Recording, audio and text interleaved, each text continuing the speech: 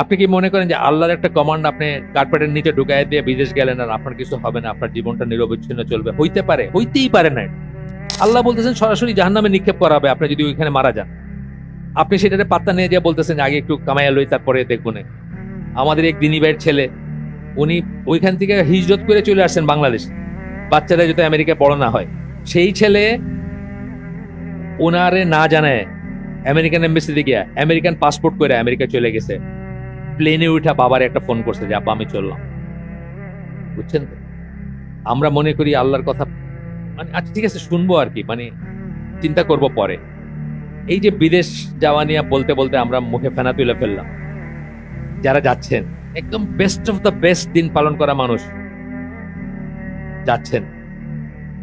আপনি কি মনে করেন যে আল্লাহর একটা কমান্ড আপনি কার্পেটের নিচে ঢুকাই দিয়ে বিদেশ গেলেন আর আপনার কিছু হবে না, আপনার জীবনটা নিরবচ্ছিন্ন চলবে? হইতে পারে, হইতেই পারে না, পসিবলই না এটা।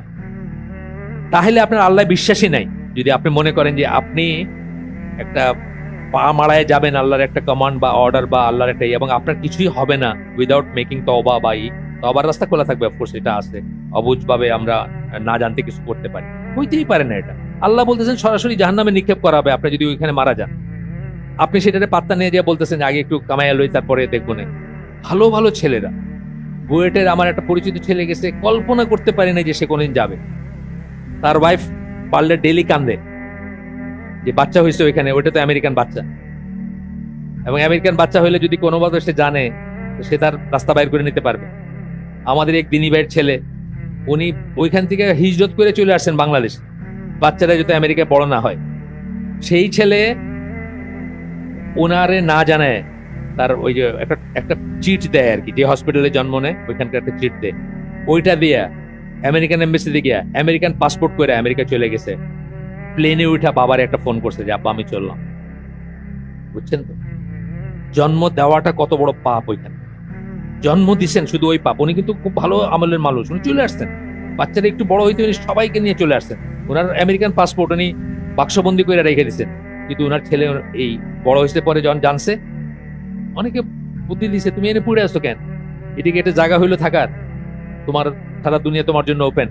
সে প্লেনে উঠে বাপরে ফোন করছে আব্বা আমি চললাম, আর সবকিছু সে বাপের অজান্তে করছে।